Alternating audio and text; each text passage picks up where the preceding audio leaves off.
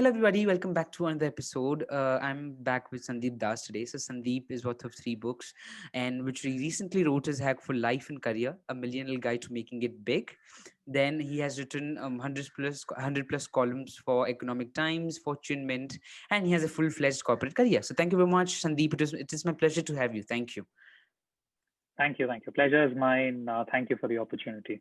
Yeah, my pleasure too. Thank you. Before beginning, it would be great if you could speak about yourself and about your work and what you do. That would be great. Thank you for that. I have a primary career and I have a secondary career. My primary career is as traditional as they get. I did my MBA from IIM Bangalore. I've worked for 11, 12 years now. I've been in the field of management consulting. I worked with Accenture Strategy. I was a director with PricewaterhouseCoopers. This is what I do in my daytime. After work, I have a lot of passions. I've written three books, which you just spoke about. My third book, which just came out recently, is aimed at millennials, like people listening to your show. It's titled Hacks for Life and Career, a Millennial's Guide to Making It Big. I write a lot in terms of contemporary business topics, psychology, entrepreneurship with Fortune, Economic Times, Mint.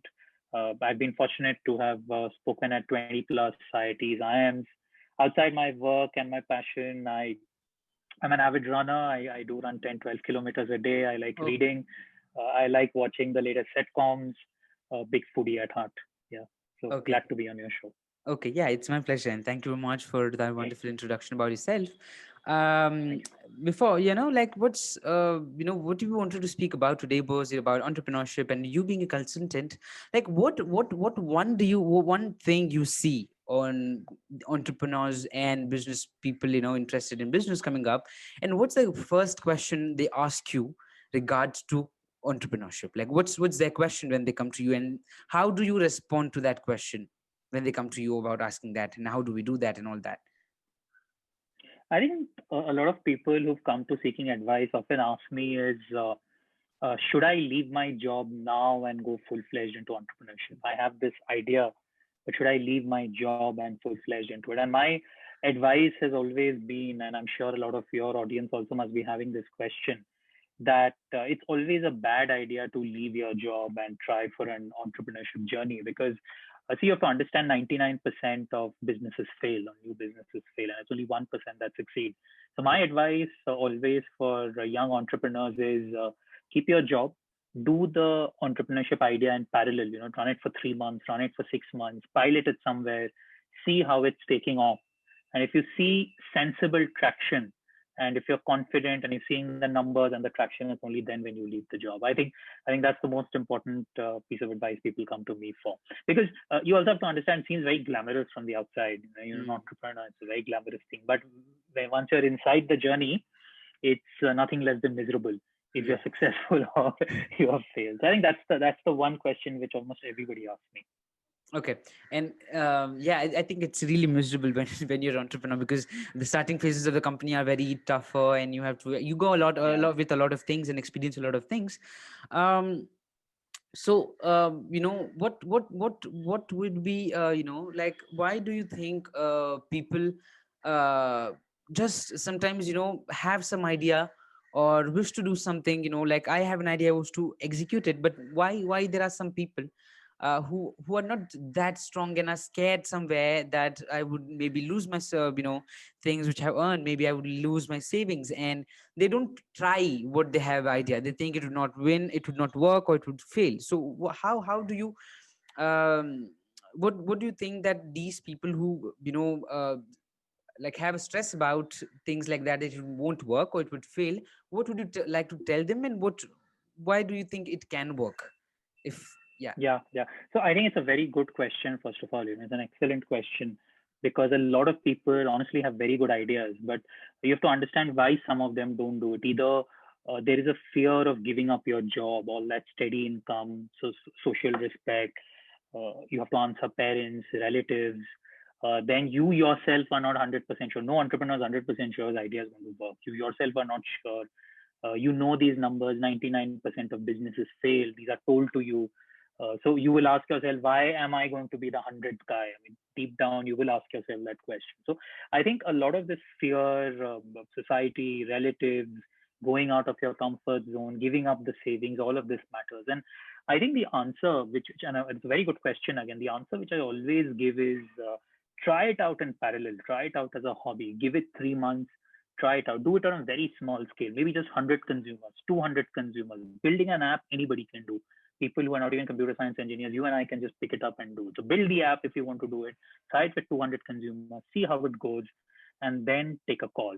But don't sit on a good idea just because you're scared of something else. Just do it in parallel and then take it from there. Because 20 years later, you will always have that regret. Maybe I should have done it. I had this great thing. So it's better to do it. If you fail, no harm. If you succeed, nothing like it. Okay. And yeah, that's interesting of that, like, yeah, if you it works, it fine. And that, yeah, that's interesting to know about and hear. So, well, how do you see this, how, like, how would you what are the bad sides of being an entrepreneur that you think you have heard people speaking about more, and you think it's not really bad, but you just they don't understand to solve that bad, and work on that part of it.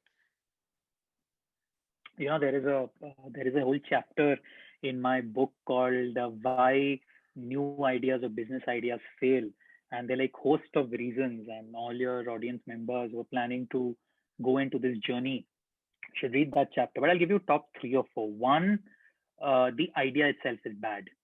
If it's just a copycat idea, just because it worked in the US or China doesn't mean it will work in India. So the idea is also bad. So second, some firms fail because the starting team, there was not enough chemistry. Each person in a starting team should be good at some unique skills. There was not enough chemistry. There were fights, etc. Once you start in, you realize the amount of hard work that is involved. You are everything from the CEO to the security guard. And honestly, the first 2 years are brutal. 16-hour days are common, 100-hour weeks are common. There is no personal life. You will not make money. You have to pay salaries of others. So that entire lifestyle, it takes a toll on your health. It takes a toll on your personal life. It's brutal, that health. And a lot of people, I don't think, sign up for it. So I think that's the main reason. Then you obviously have, is the idea good in the first place? Is the team good? Small things like, is the name of the company good? Is the execution ability good? Do you have enough credibility? Could you raise financing? All of those small ideas, small things that matter. Okay. And like, why this, um do you believe in this fact that, leaving your corporate career, um could be more, like, sometimes do you have this kind of thinking coming to your mind that it would have been better if I would be in a corporate career than my, in my company, and because it's not working. So what you give them advice to the entrepreneurs which come with that kind of problem, ki ye nahi chal raha and it's not working and I can't handle it more, bear it more, and I was more happier in my corporate career. So what do you tell to them? Yeah, again, it's a very good question. Every wannabe entrepreneur goes through what you're saying. This is a every great entrepreneur in their path will always question, have I actually done the same thing? The world's best entrepreneurs. I think the way you look at it is once you have taken a punt that this is what I want to do, irrespective of what happens, you should give yourself 2 years in your life.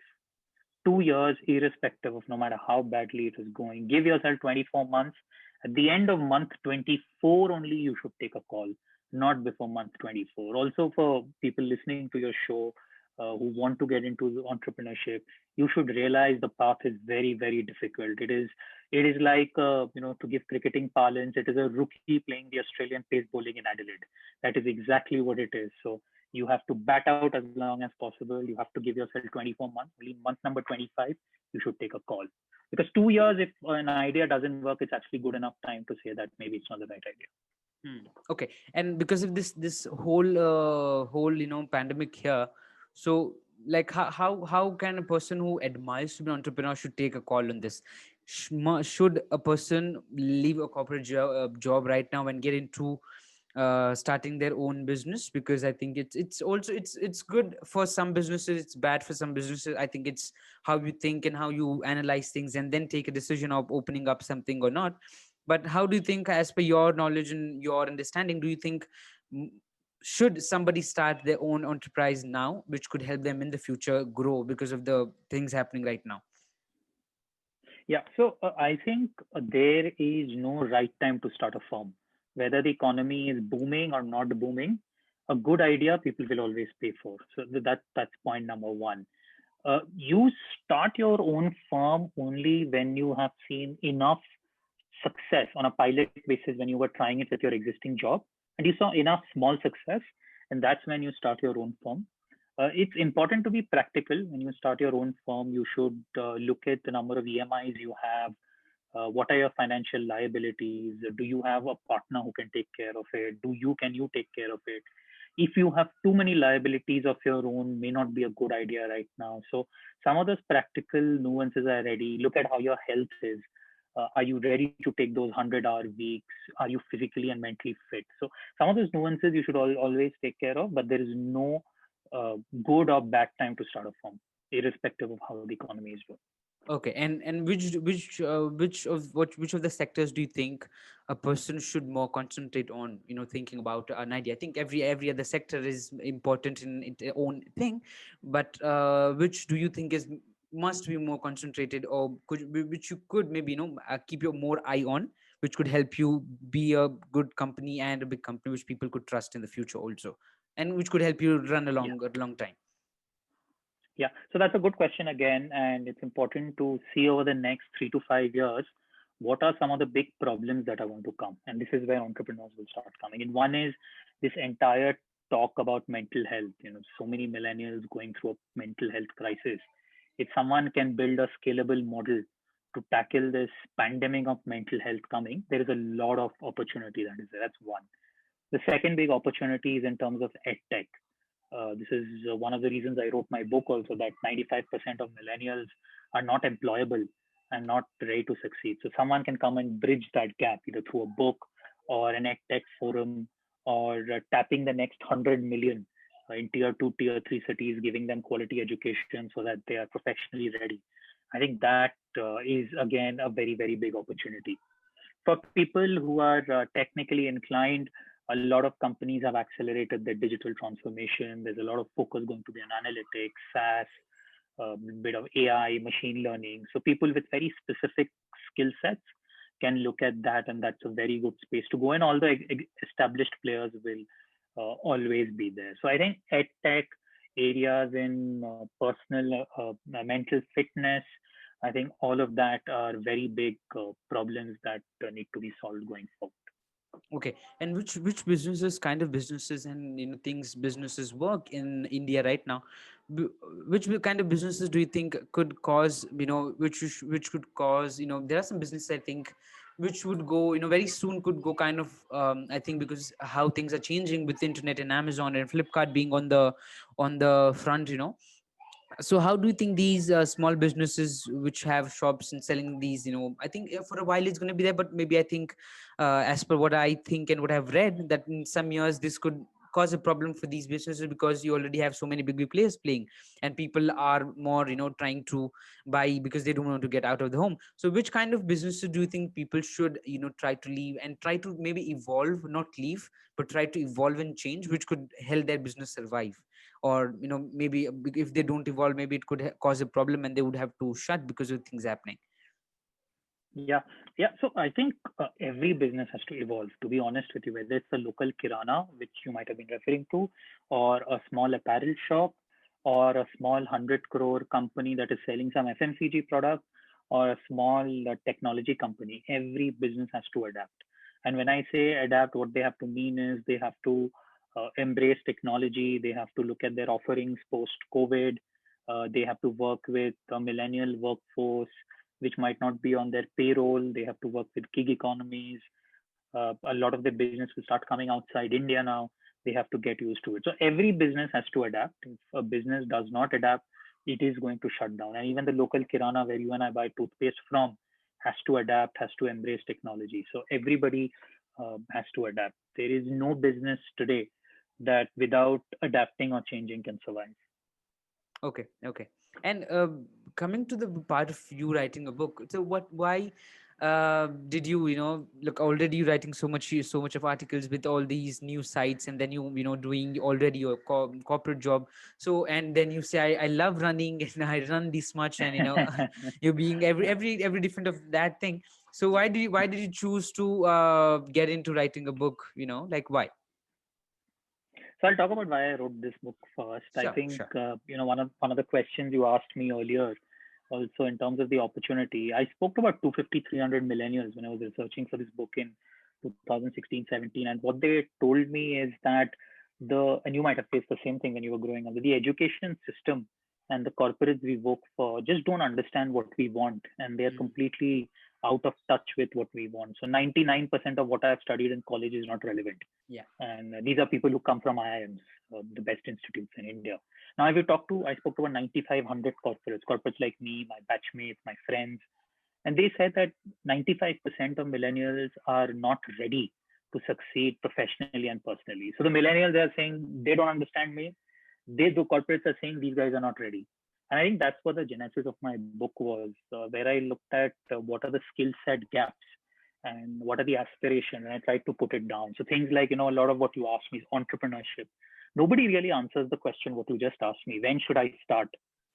What should I be careful about? How do I raise funding? When should I exit? These are very important questions which I answer in my book in a section in entrepreneurship. Or, for that matter, business schools teach us a lot, but if you've done an MBA, you will know that 99% of what you learn is not really used in the real world. So I picked out 20 concepts, and I've said that with real world examples. So these 20 is what you need to know, and 80% of the time you'll apply these 20% of concepts. Then something which came out very strongly is knowledge of personal finance. People earn money, millennials like you are earning a lot, but you don't know what to do with it. Where should I save? How should I save? How do I grow that corpus?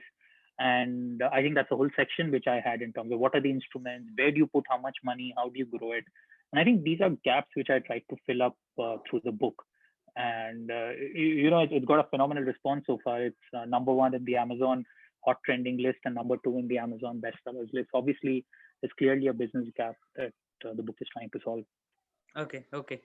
And so why do you think these big institutes like IIM are not able to like I just I have heard so much of good, because I'm just studying now, and like I'm still studying and I have a lot of things to do, go forward with. But why? And I have heard a lot of good things about IIM, these management colleges and all, universities and all. So why did you say these things which they teach is just 20% of them are which you can use, and the remaining is just something which is like a thing which is just prescribed and you must know about? Like, why are they failing and are not changing their syllabus? Yeah, it's a good question. I think it's a few reasons. One, I think it's the emphasis is a lot more on frameworks and first principle thinking, like business conceptual thinking. But I think what the industry wants is practical thinking. So to give you an example, that if you are taught in terms of how to increase sales, uh, a business school will teach you that you need to get more consumers and you need to get more business per existing consumer. I think that's a theory. When you do the real world, you will realize it's not so simple. If you have to get more consumers, you need more distributors, the rates will suffer, the margins will suffer, cost to serve goes up. And that practical knowledge in terms of what will go wrong on the ground, I think one of the elements I think that is missing. So hence millennials, when they come to the job place and they know all the 2x2s and the 3x3s, but one real life question and they start struggling. So I think it's something to do with the curriculum to a certain extent, and not being enough practical or transactional in the curriculum. I think is the big, maybe the major issue in my view. And could we expect a change in some years, or do you think it's going to be there for a while? I think there's a lot of discussion that is happening, and I think you will start seeing a lot more changes. So I will start personally teaching in one of the business schools, and at least when I told them that the cases which I will teach will be all real life examples. So when you sit with a distributor in Banaras, what will that guy tell you, and how should you address his problems? I think those are real world conversations. I think some of that you will slowly start seeing coming into business curriculum. Okay, okay, okay, great. And this idea of millennials coming, and I think we're very soon there are wonderful youngsters coming in and doing wonderful in the sectors and earning millions and millions. um what does it makes you think when you see these things happening? What does it, what is it, what do you think when you see these things happening? And does it, how does it make you feel when you listen and see this?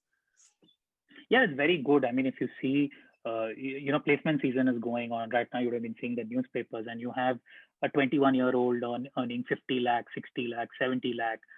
I think it's very good, for that guy. He's put in a lot of effort. His family has put in a lot of sacrifices. Some come from very humble backgrounds, some of the IITs you see, and the guy is earning 70 lakh. It's very good, an entire, literally a family and a generation is coming up. So that's very good. Also, if you see that own person in question, that boy will work for 5 years, make enough capital, and then maybe do what he wants to do in life. So it's very good that you see talent like that getting recognized financially. I think it's excellent. It should be a little more broad based, is the only hope, and it should only not be restricted to IIT Bombay or IIT Madras, but it should be for every person who is capable but did not get the chance. I think that's the only regret a lot of people have, but at least it's a start. Okay. So I think we can, have talked about wonderful things, and we have covered a lot of things. I just want to ask you last two questions. Like, one question which I want to ask you is, like, what did you learn while writing? That book, you said talked with so many people, and while talking, what was one major concern you saw in there? What were they keeping their opinion about? What was the major concern you saw, and how did you try to address that in your book? And then why did you, how hard was it to put that into words about people's problem, and how did you try to describe it? I think the big surprise thing for me is the difference in expectations that came in. The way a millennial thinks and the way a corporate leader thinks is very different.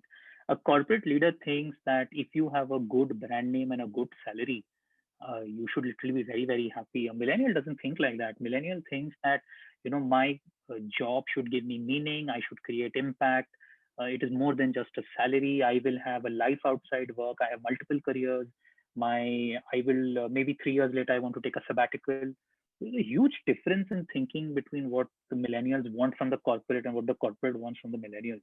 And I think plugging some of that is asking them questions and trying to plug that was a big challenge. One of the things I learned was storytelling in terms of writing that in a way that it appeals to both, using examples, using real life examples, using nice anecdotes, using quotes from comedians. So I watch a lot of US sitcoms, and I realized that has huge traction with the millennials. So I went through a lot of the stand-up comics, Conan, Jimmy Fallon, etc., and used their quotes to bring in an idea so that it resonates more. So I think I learned some of those elements of storytelling, a bit of Game of Thrones, so that it sort of catches on to the attention of the reader. I think that was one of my big learnings individually. Okay. And yeah, the last question which I would like to end up, what would be your advice to anybody who wants to start up? Like, what would be your advice from your learning and for your consultant, being a consultant and helping people out with starting their own? What would be your advice to them before beginning anything? And that, like, what would be your advice to them? Yeah. Yeah. So it's a good question again. One advice I would have is, if you have an idea, please action on it. Okay. Don't sit on it. Definitely do it. You don't want to say 20 years later saying, I wish I had tried it. Definitely do it. But don't take like complete risk and leave everything. Mm. Keep your job going or keep your academics going. Wherever you're doing, try it in parallel, give it 6 months, but don't sit on it. Definitely work on it in parallel so that good or bad, you will move forward in life. And I think that's first piece of advice. Second piece of advice is, not everyone is meant to be a successful entrepreneur. For one, Steve Jobs, there are 10 million people who failed. So always know that it is not the only thing to succeed in life. I mean, MS Dhoni is not an entrepreneur to be honest, but he's very, very successful. So even corporates, you become very successful. So while an entrepreneur's journey is very glamorous, that is not the only thing to do in life. And not everyone is meant to be an entrepreneur. There's a certain element of destiny involved. If you have read about Jeff Bezos a lot, he said destiny, and he was at the right place at the right time with the right amount of money. These are his words. So obviously there is a lot of other things at play. So give it a shot if you have an idea. If it works well, nothing like it. If it doesn't work, move on with your regular stuff, and you will do very well in life. Yeah, true, true. Thank you very much, Sandeep. Thank you very much for joining in. It was wonderful, and Thank thank you you so very much. much for sharing your ideas and what you know. And it was wonderful session having you. Thank you very much. Thank you. Thank you. Thank you so much.